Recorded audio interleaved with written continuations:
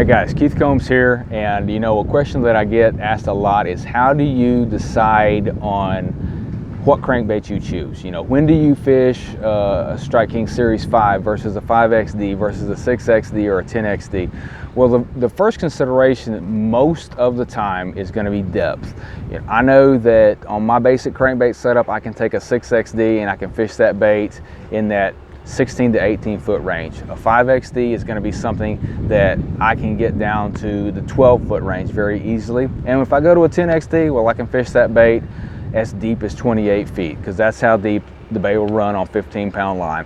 So that's always a consideration. But one thing that I want to bring up that I think will help you catch more big fish, and this is a total situational type deal, and I bring it up just exclusively really for big fish because it just seems like one thing that I've noticed on big fish is they a lot of times want something aggressive.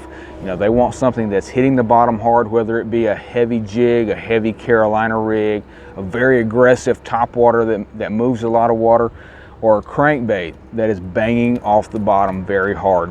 So if I'm in a situation where, let's just say I'm going to tell you about a trip that I was on a couple years ago at Lake Fork. Lake Fork is a phenomenal big bass lake, and everybody knows that. They had just had a Skeeter owners tournament and the lake was pummeled. It had a ton of pressure. The schools were broken up, and the first day I was out there, I really struggled. I was trying to catch the fish with more of a finesse type tactic, slower moving baits. By the second day I was there, I figured out that they would smoke a 10XD, and these fish were only in like 12 foot of water. I could throw a 6XD or a 5XD in there and it just wouldn't get their attention. They wanted that bigger 10XD, but more so, I think they wanted that action. So if you take a 6XD and on a conventional cast, it's gonna run through the water column most of the time. You'll deflect off a couple limbs, a couple rocks or whatever to give it some added action. That's a normal cast.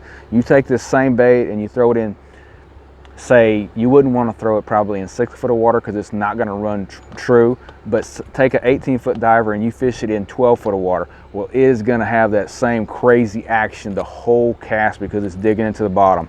A lot of times that'll get a big fish's attention. So don't just determine what crankbait you use on depth alone. That's a deciding factor sometimes, but when you're targeting big fish, keep in mind that sometimes choosing something that dives much deeper than your target depth will get those big fish's attention, and sometimes it's the only way to make them bite.